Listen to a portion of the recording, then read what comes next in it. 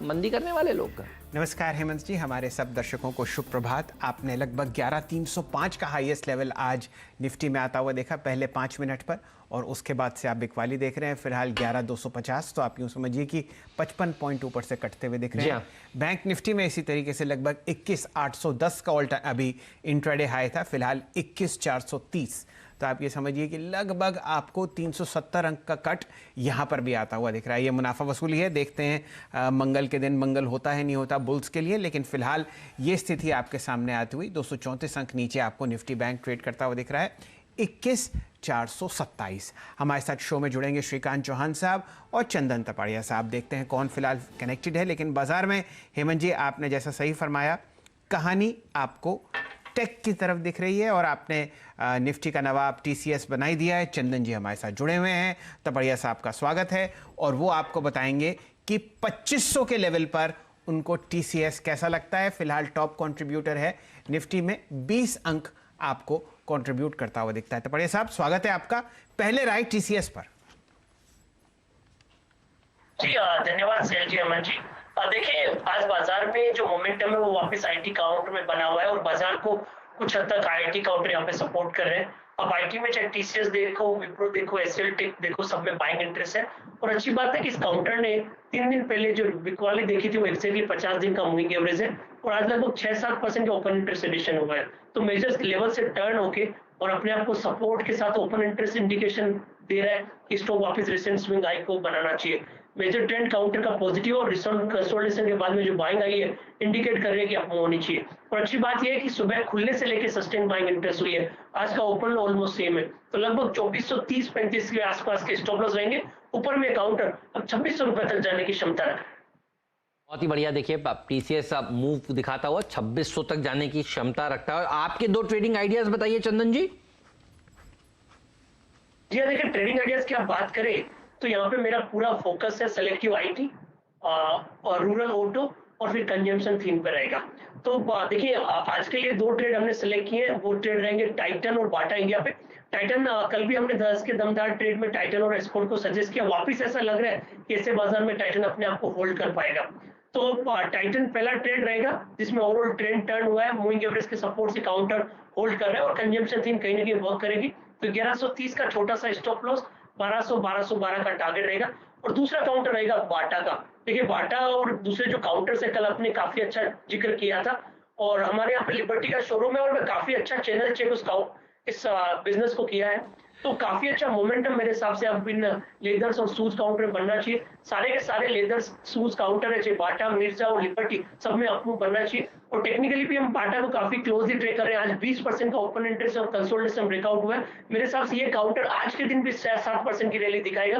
तो बाटा खरीदने की सलाह रहेगी। 1345 का स्टॉप लॉस, 1445 तक के टारगेट काफी हद तक आज और कल में आने चाहिए। मजा आ गया। बाटा, चंदन जी के महकते शेयर्स। देखिए चंदन जी आते हैं, खुशी आ जाती है देखिए चेहरों पर सबके। और ये जो ट्रैक्टर वाली पिक्चर है ना, ये तो अब छप गई है, सबके रडार पर आ गई है। और आप बता रहे हैं चैनल चेक भी आपने किया लिबर्टी का। परसों नीरज भाई कह रहे थे कि लिबर्टी खरीदिए, मिर्जा इंटरनेशनल में देखिए तेजी देखने को मिलेगी, कल कह रहे थे, माफ कीजिएगा शाम को। और बाटा की भी देखिए चर्चा हुई थी तब, और आज फिर से बाटा भाग रहा है। बाटा को रफ्तार का घोड़े का दर्जा दे दिया जाए शैल जी, अगर आप बिल्कुल बिल्कुल। हेमंत जी मैं आपको एक कहानी बताऊं। मैं बंबई में वापस आया इधर स्टूडियोज में और 5-6 महीने बाद आपको पता ही है क्या हालात जूतों के हो जाते हैं, तो मैं पॉलिश करवाने पहुंचा। और इस हिसाब से रेट बताए पॉलिश वाले ने। मैंने कहा भाई 2 जोड़ी जूते में बाटा का ही खरीद लेता हूँ, सस्ते पड़ेंगे। तो आप समझिए कि जो चैनल चेक चंदन जी कर रहे हैं उसमें थोड़ा कॉन्ट्रीब्यूशन मेरा भी है। और नीरज जी ने लिबर्टी को अपना कल का खिलाड़ी आज बताया था कुछ समय पहले, और उस वजह से आप शानदार तेजी 2 दिन पहले ही पकड़ पाते अगर आप नीरज जी को सुनते आखिरी सौदा में। लेकिन फिलहाल बाटा आपको 1400 रुपए की तरफ बहुत शानदार तरीके से अग्रसर आता दिख रहा है। हेमंत जी ने इसे रफ्तार का घोड़ा बनाया है और चंदन जी ने इस पर अपनी मोहर लगाई है। श्रीकांत चौहान साहब भी हमारे साथ जुड़े हुए हैं। श्रीकांत जी स्वागत है आपका। बताइए किस हिसाब से आप इस हल्के से लाल निशान को देख रहे हैं बैंक निफ्टी पर, और फिर अपनी 2 स्टॉक पिक्स भी शेयर कीजिए। Good morning Shail, good morning Hemant ji. Good morning. वैसे देखिए आज गुड मॉर्निंग। देखिए वैसे मार्केट जो है वो 50 डीएमए के काफ़ी नज़दीक आ गया था और इनफैक्ट उसी को रिटेस्ट करके वो नीचे आया है। और जब लास्ट टाइम भी जब मार्केट गिर रहा था तब 50 दिन के एवरेज के नीचे जैसे ही ये बंद हुआ तो इसमें एक हमने क्रैश एक्टिविटी देखी थी। तो मुझे लगता है कि वहाँ पे जो एक पेंडिंग पोजीशन थी वहाँ का वापस उसी पर्टिकुलर लेवल पे एक और लिक्विडेशन आया है और इसी वजह से मुझे लगता है कि मार्केट थोड़ा करेक्ट हो सकता है। इनफैक्ट हम कल के इवनिंग शो में भी यही बात कर रहे थे कि 11,300 के करीब रेजिस्टेंस है, बट बाय अगर करना है तो करेक्शन में बाय करें। आई थिंक 11,150 170 के करीब बैंक निफ्टी में बाय की सिचुएशन बनेगी। बैंक निफ्टी में मुझे लगता है कि 11,300 11,200 के लेवल्स है जो काफ़ी इंपॉर्टेंट लेवल्स हैं और वहाँ पे एक बार वापस बाय करके चल सकते हैं क्योंकि यहाँ पे हमें कॉन्ट्रा बेट्स लेना है। लास्ट टाइम भी जब इंडेक्स पे कॉन्ट्रा बेट लिया तो अच्छे पैसे बने थे। इस बार भी मुझे लगता है कि बैंक निफ्टी में भी हमें कॉन्ट्रा बेट डेफिनेटली लेनी है और 21,300 21,200 काफ़ी इंपॉर्टेंट स्तर है, वहाँ पे बाय करें और यहाँ पे हमें स्टॉप लॉस रखना है 21,100 का।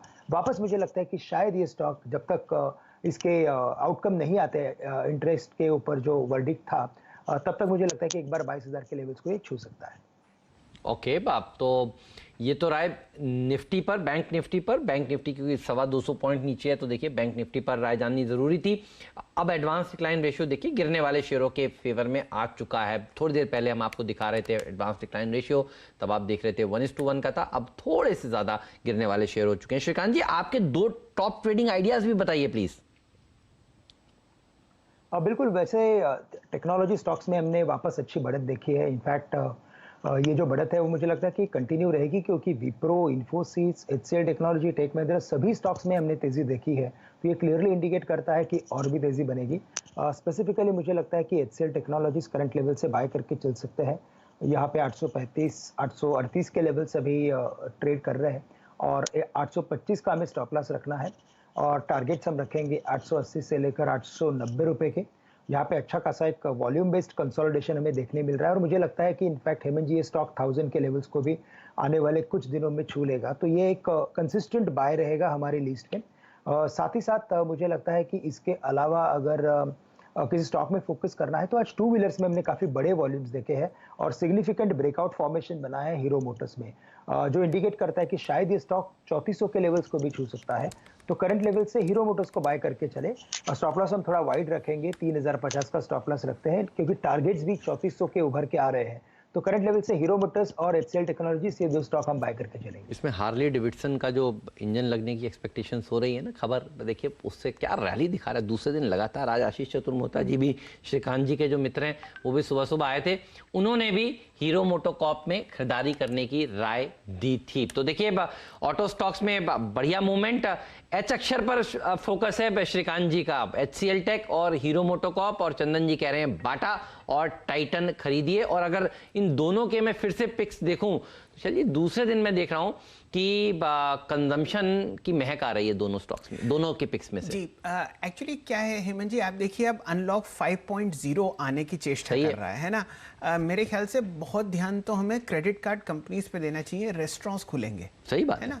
और उस तरफ अगर आप ध्यान दें, कुछ ना कुछ तो आपको खरीदारी करनी पड़ेगी। आप देखिए श्राद्ध खत्म हो चुके हैं और अब नवरात्रे लगने वाले हैं, जैसा कि आप बता ही रहे थे अक्टूबर के महीने में वॉल्यूम नंबर्स आएंगे आपको। सितंबर के महीने में 1 आध 2 दिन बचे हैं, आज 29 हो ही गया, तो इसी वजह से ऑटो में आपको आज शानदार रैली आती हुई दिख रही है। मारुति देख लीजिए, हीरो मोटर्स देख लीजिए, टीवीएस पर आपको बड़ी लॉन्ग कॉल्स मिलती हैं हमारे चैनल पर, और ये एक बेहतरीन मूव है जो आपको फिलहाल हीरो मोटर पर पकड़वाया जा रहा है। 3151 का प्राइस आपके सामने, और ये स्टॉक 52 हफ्ते के हाई पर आपको फिलहाल ट्रेड करता हुआ दिखेगा।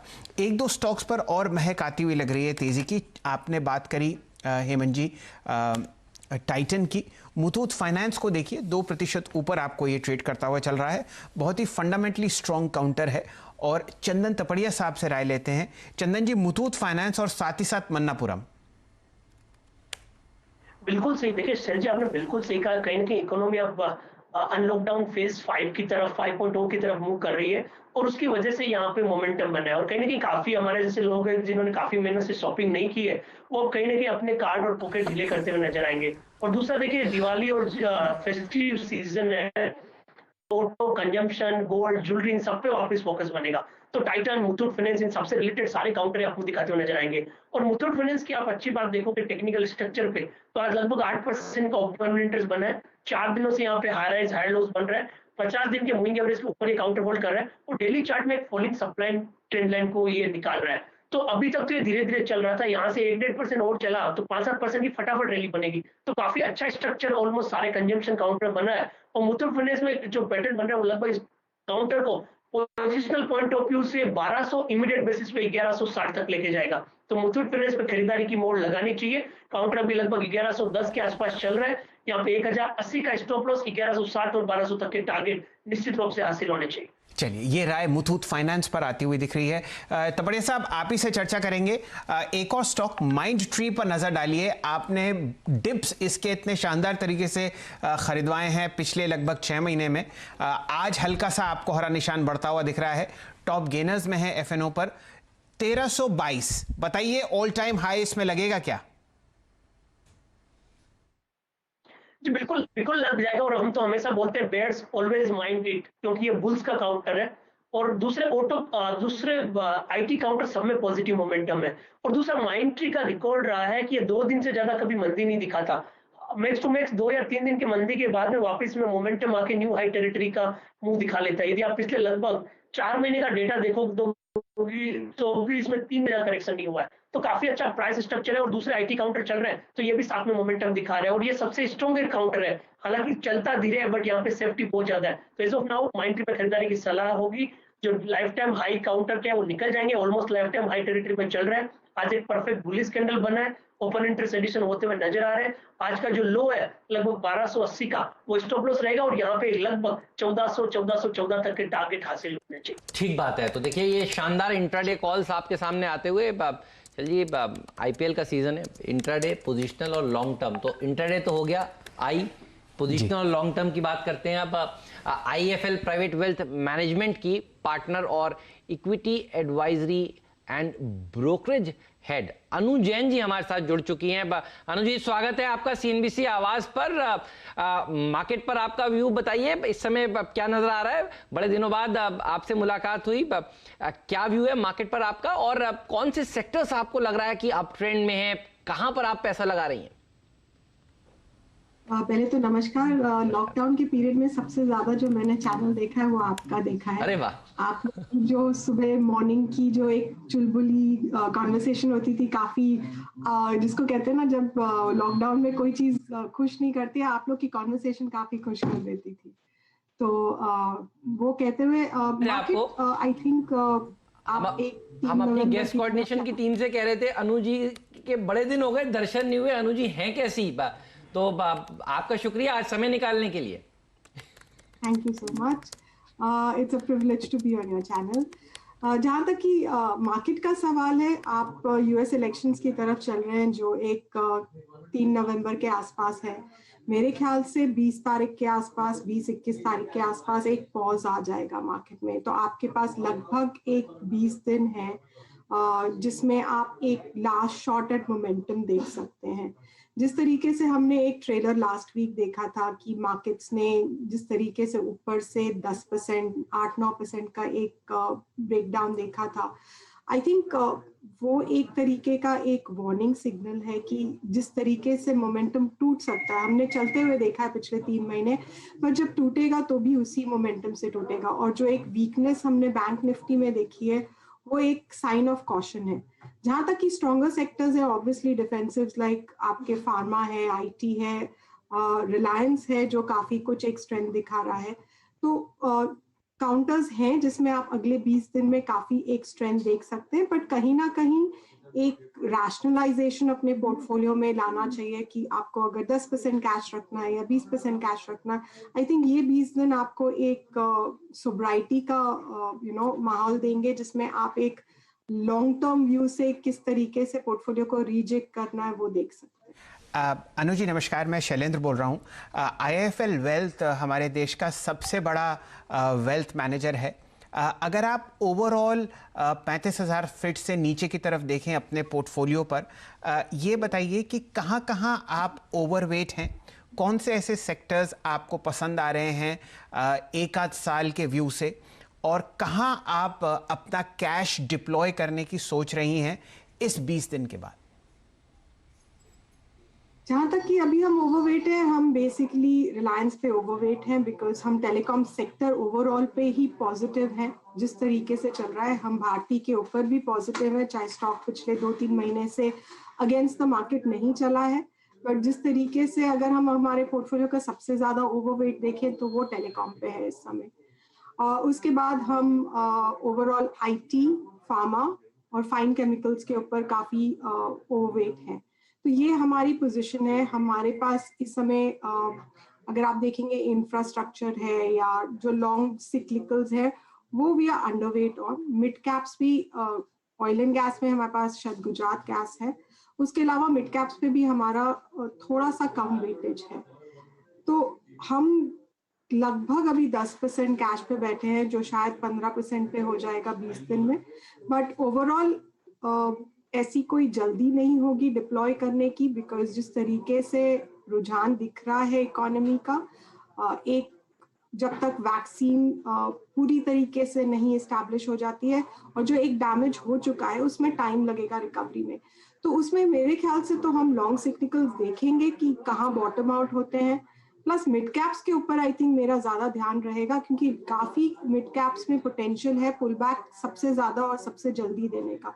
तो जो डिप्लॉयमेंट लोअर लेवल्स पे होगा वो ज्यादा मिड कैप्स में होगा। वो कौन से सेक्टर के हैं, चाहे वो एग्री के हैं चाहे वो कंजम्पशन के हैं, वो जो जितना गिरेगा उसके अनुसार हम उसमें पिक्स लेंगे उस समय। आपने एग्री और कंजम्पशन की बात करी, और पिछले कुछ दिनों से और लॉकडाउन में भी अनुजी हमने देखा है इस दोनों ही सेक्टर्स ने बहुत ही बढ़िया प्रदर्शन दिखाया है। ऑटो पर भी मैं आपकी राय लेना चाहता हूं, क्योंकि लॉकडाउन में ही देखिए हमारे चैनल ने कहना शुरू कर दिया कि लोग गाड़ियां खरीदेंगे, और उसके बाद हमने एक बहुत स्मार्ट रिकवरी देखी। लोगों ने दरअसल गाड़ियां भर भर कर खरीदी, और अब हम फेस्टिवल सीजन में क्योंकि प्रवेश कर रहे हैं, एक्सपेक्टेशंस यहां से और बढ़ रही हैं। ऑटोज में आपके फेवरेट्स क्या हैं?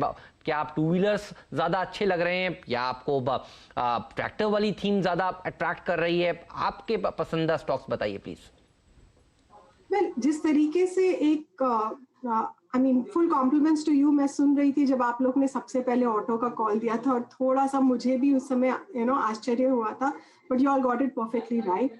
आई थिंक जिस तरीके से हम वहां से अब तक चले हैं, एक most of it is in the price. जहां तक कि मेरे को लगता है रिप्लेसमेंट वैल्यू जो है, चाहे वो टायर्स हैं चाहे वो बैटरीज हैं, आई थिंक मुझे वो components of the auto play ज्यादा स्ट्रॉन्ग लगेगा। बिकॉज आपने देखा होगा सीवी साइकिल है, लोग अभी नए सीवीज नहीं लेंगे, but to get those CVs on the road, to get those taxis on the road, there will be a lot of replacement demand for tires, for batteries. I think चाहे वो Apollo tyre है, चाहे वो Exide है, चाहे वो अमर राजा है, I think मैं उस प्ले के ऊपर इस समय ज्यादा कॉन्फिडेंट रहूंगी compare to buying new. Yes, by those purchases will continue क्योंकि आप एक फेस्टिव सीजन में घुस रहे हैं, बट वो एक प्राइस्ड इन है इस टाइम पे, जबकि the other sector is not yet priced in. So I would prefer those right now. अच्छा, क्योंकि लॉकडाउन की बात छिड़ी है और अभी भी हम अनलॉक फेज में हैं, एक चीज जो आपने सबसे ज्यादा मिस करी इस लॉकडाउन में वो भी बताइए, और आपकी सबसे बड़ी लर्निंग भी बताइए प्लीज, क्या है?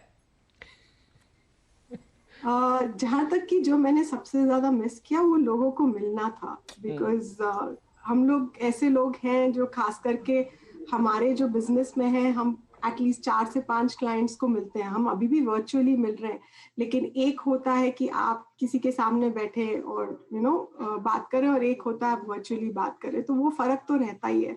सबसे ज्यादा शायद अपने मॉम डैड को मिस किया, बिकॉज वो लोग उम्र के हैं तो वो लोग बिल्कुल मिल नहीं पाए। तो आई थिंक मैं पिछले 7 महीने में एक बार अपने माँ बाप से मिली हूँ, तो वो डेफिनेटली एक मिसिंग थी। और जो सीखा है वो एक सेंस ऑफ ग्रैटिट्यूड जरूर बहुत सीखा है, कि हम हमेशा ये बोलते रहते हैं कि ये नहीं है या ये कम है, लेकिन जो होता है उसको हम कम अप्रिशिएट करते हैं। तो इस 6 महीने में ये बदलाव तो डेफिनेटली आया। जी अनु जी, ये बात तो आपने बिल्कुल सही कही। हम लोग अपने अपनों से ही नहीं मिल पाए इस कोविड के दौरान, और हम लोग सब ये मान के चलते हैं कि जितना जल्दी वैक्सीन आ जाए उतनी जल्दी हम सब अपनों से मिल पाएंगे। ये बताइए किस हिसाब से आप गर्मा गर्म IPO मार्केट को देख रही हैं? स्टॉक्स लिस्ट होते हैं 100% प्रीमियम पर, और 150, 250, 200% सब्सक्रिप्शन आपको बढ़ता हुआ दिखता है। क्या ये ओवरहीटेड मार्केट है? क्या यहाँ पर आपको वैल्यू दिखती है? किस हिसाब से हमारे रिटेल इन्वेस्टर्स इस मार्केट को खेलें? देखिए, एक फर्क है। अगर आप मैं कंपैरिजन ड्रॉ करूंगी 2008 से, जब टुवर्ड्स द एंड आपने काफी ऊट पटांग आईपीओ आते हुए दिखे थे, और यूजुअली हम देखते हैं कि जब एक बड़ा ऐसा आईपीओ आता है जिसमें मतलब लोगों के पैसे डूब जाते हैं, वहां से मार्केट टर्न कर देता है। वो आप अगर कट टू अभी देखें तो अभी हमारे जो क्वालिटी ऑफ आईपीओ आ रहे हैं वो काफी अच्छे आ रहे हैं। जिस तरीके से आप कैम्स का देखेंगे कि ये जिस तरीके से लेवर हुआ है, या जो आईपीओ अभी आ भी नहीं रहे हैं लेकिन जिस तरीके से हम लोग on private wealth side NSE में इंटरेस्ट देख रहे हैं, या और दूसरे टू बी लिस्टेड स्टॉक्स में इंटरेस्ट देख रहे हैं, they are all high quality stocks. तो यहाँ पे कोई भी ऐसी अंधाधुन दौड़ नहीं लगी है कि चलो ये लिस्ट होगा, लिस्ट पे बेचना है इसलिए चलो ले लेते हैं। जो देख रहे हैं कि क्वालिटी बिजनेसेस लिस्ट हो रहे हैं, और थोड़े महंगे जरूर हैं, पर जहाँ पोटेंशियल टू अर्न काफी है। अगर आप 3 साल से ऊपर उसको रख के रखेंगे, आई थिंक 15-16% कैगर रिटर्न आपको आराम से मिलेगा। तो इसलिए आई थिंक आईपीओ मार्केट अभी तक ओवरहीटेड नहीं है। हाँ, लोगों को लिस्टिंग के ऊपर काफी जो लोग आई कांट से कि दिस इज अ मार्केट जहां आपको एलोकेशन उतना मिलेगा कि आप लिस्टिंग वाले दिन उसको बेच के आप एक बड़ा प्रॉफिट बनाएं। पर अगर आप जो आपको आईपीओ में लगा है एंड प्लस थोड़ा लिस्टिंग के दिन लेके और वो 3 साल तक रखेंगे, तो आई थिंक वो स्ट्रैटेजी हम रेकमेंड कर रहे हैं क्लाइंट्स को, ना कि मतलब आप लेके उस दिन बेच दीजिए। तो अच्छे आईपीओज लगे हुए हैं एंड आई थिंक ओवरऑल भी आते रहेंगे। अनु जी, एक प्रश्न आपसे ओवर वैल्यूएशन पर करना था बाजार में। आपने बहुत अच्छी तरीके से समझाया कि आईटी फार्मा में आप ओवरवेट हैं, लेकिन कौन से 1 या 2 सेक्टर्स हैं जहां पर आपको ये लग रहा है कि बाजार शायद आगे बढ़ गया हो जहां तक कि वैल्यूएशंस संबंध रखती हैं, और यहां पर आपको हल्का सा लाल निशान या तो आना चाहिए या कम से कम टाइम करेक्शन हो? मेरे ख्याल से बैंक्स में और एनबीएफसीज में ये एक शुरुआत हम देख चुके हैं। पिछले हफ्ते हमने एक लगभग 24,500 का इंडेक्स देखा, जहां से हमने लगभग 20,400 तक देखा।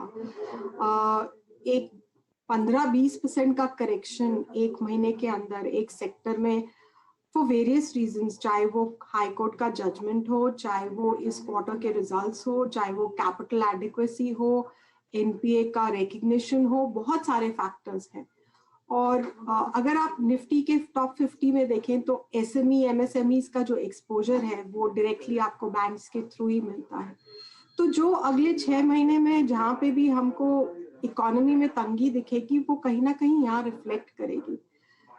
अगर आप प्राइवेट बैंक देखें तो जिस तरीके से इनके वैल्यूएशंस थे, या कुछ बड़ी एनबीएफसीज हैं जो इनके वैल्यूएशंस थे वो पहले से सस्ते हैं, बट वो रिलेटिवली है।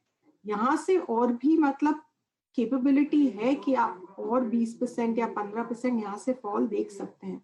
तो ये कहना कि ये बहुत महंगे हैं वो शायद सही सही तरीके से उसको बोलना नहीं होगा, बट यहाँ से सस्ते हो सकते हैं, वो डेफिनेटली एक वैल्यूएशन ट्रैप हो सकता है।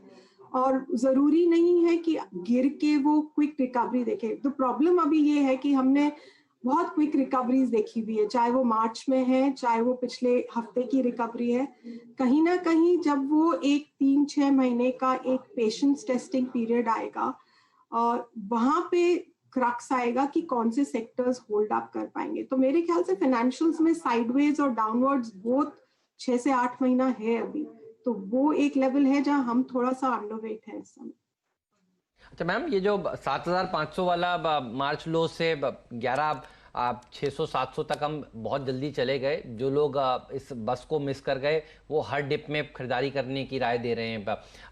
आपने अभी थोड़ी देर पहले कहा कि आप 10% कैश पर हैं और 15% तक कैश और पर जाना चाहती हैं। हमारे दर्शकों को क्या राय है आपकी? क्या करना चाहिए? क्या आप थोड़ा और वेट करें एक अच्छे करेक्शन का तब एंटर करें, या धीरे धीरे करके एसआईपी करते चलें भारतीय बाजारों में, क्योंकि बॉटम तो पकड़ना नेक्स्ट टू इम्पॉसिबल होता है। आप क्या राय देंगी सीएनबीसी आवाज के आपके फैंस को, दर्शकों को? जहां तक कि हम देख रहे हैं, हम ये कैश इसीलिए रख रहे हैं कि हम प्रोबेबली पोस्ट दिसंबर जैन, जब एक क्लैरिटी आएगी पूरा वैक्सीन के बाद, और जो इकोनॉमिक नंबर्स आएंगे उसके बाद SIP, आई थिंक आप जो कह रहे हैं वो बिल्कुल सही बात है। अब वो SIP का बस हमको पीरियड और ड्यूरेशन डिसाइड करना होगा कि वो चाहे हम 3 महीने में करेंगे या 6 महीने में करेंगे या 8 महीने में करेंगे। वो जो इकोनॉमिक आंकड़े आपको दिसंबर के बाद दिखेंगे, आई थिंक जो सबसे बड़ा क्वार्टर के रिजल्ट्स जिसका हम लोग देखेंगे वो होगा दिसंबर एंड क्वार्टर, बिकॉज तब तक आपका बहुत बड़ा एक पीरियड 9 महीने का निकल चुका होगा और अनलॉकडाउन या जिसको हम रीओपनिंग कह रहे हैं उसका भी एक 4 से 5 महीना निकल पड़ा होगा। प्लस जो ये आपके लोन्स, मोरेटोरियम्स, इंटरेस्ट, वो सब जो इश्यूज है उनके इम्पैक्ट क्लियरली आने शुरू हो जाएंगे। तो उस तरीके से मेरे ख्याल से तब आप ये एक डिसीजन ले पाएंगे कि SIP श्योरली करना है, बट वो 3 महीने का करना है कि 1 साल का करना है, वो जिस तरीके का इकोनॉमिक सिचुएशन होगा उस पर डिपेंड करेगा। तो 15% ही क्यों, अगर आपका 100 रुपए है एंड अगर आपको लग रहा है कि आपको हर चीज एक अच्छे वैल्यूएशन पे मिल रही है, तो कहीं ना कहीं आप डेट का पैसा भी ट्रांसफर कर सकते हैं, बट वो एक स्लो एंड स्टेडी तरीके से ही होगा over the next, I think average अगर मैं पकड़ के चलूं तो 5 से 6 महीने होंगे। ये हम लोग एक शो करते थे CNBC आवाज पर, आवाज इन्वेस्टर क्लब, उसमें अनु जी आके इसी तरह की बढ़िया बढ़िया बातें करती थी और लोगों को इंतजार रहता था किस दिन अनु जी आएंगी और अपने सवाल पूछेंगे। तो आज मुझे वही दिन याद आए अनु जी आपके साथ बात कर कर। एक आखिरी सवाल आपसे ये कि अगर गिरावट आती है तो शॉपिंग लिस्ट में सबसे ऊपर आपके क्या है? सबसे ऊपर मेरे ख्याल से फाइन केमिकल्स होंगे, बिकॉज काफी चल चुके हैं, खरीदने का मौका नहीं दिया है, तो अगर वो गिरेंगे तो डेफिनेटली होंगे। क्या बात। चलिए बहुत बहुत शुक्रिया आप आज समय निकालने के लिए, CNBC आवाज पर आकर अपनी राय हमारे साथ शेयर करने के लिए। जल्द मुलाकात फिर से होगी। Thank you so much. Market पर आती है, देखिए 100 पॉइंट की बढ़त देखने को मिल रही है सेंसेक्स में और करीब करीब 40 पॉइंट ऊपर निफ्टी कारोबार कर रहा है। सेंसेक्स और निफ्टी देखिए डटा हुआ है, दिक्कत केवल बैंकिंग स्टॉक्स में और 2 दिन काफी बढ़ चुके थे, इसीलिए थोड़ी सी प्रॉफिट बुकिंग या फिर नरमी यहां पर देखने को मिल रही है। लेकिन बुल्स ने अभी देखिए हार मानी नहीं है, ये निफ्टी आपको देखकर समझ में आ रहा है और ये सेंसेक्स आपको देखकर समझ में आ रहा है। तो थोड़ा टफ रहा है, इतना जोर से चढ़ने के बाद थोड़ा सा रुकते हैं बाजार और वैसा ही होता हुआ नजर आ रहा है। एज ऑफ नाउ डरने घबराने की कोई जरूरत नहीं है। शैल जी और मुझे दीजिए विदा। प्रदीप हमारे साथ जुड़ेंगे जो अगला शो आपके सामने पेश करेंगे। बहुत बहुत शुक्रिया आप दोनों का, श्रीकांत जी, चंदन जी, समय निकालने के लिए और आज इस चर्चा में शामिल होने के लिए, बेहतरीन आइडियाज हमें बताने के लिए। चलिए प्रदीप से जानते हैं इस वक्त की हेडलाइंस और अगर कोई भी सवाल हो आपके जहन में जरूर पूछेगा ट्रेडर्स हॉटलाइन में। Pradeep over to you. शुक्रिया हेमंत जी। हाँ, बाजार जब थोड़ा कंसोलिडेशन के मूड में हो तो आपको यह पता करना चाहिए कि कौन से स्टॉक ऐसे हैं जो आपको यहां से होल्ड रखने हैं, जो और आगे बढ़ेंगे और कहां पे आप उछाल में निकले। आपके सारे सवालों के जवाब देंगे। आप हमें अपने सवाल ट्वीट कीजिए और हैशटैग लगाइए हमारा आस्क आवाज FNO या आस्क आवाज कैश। आपके ट्वीट भेजिए। तब तक इस वक्त की हेडलाइंस।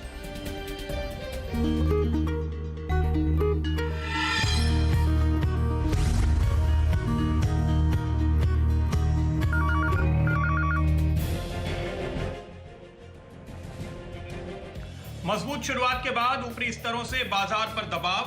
दिन के हाई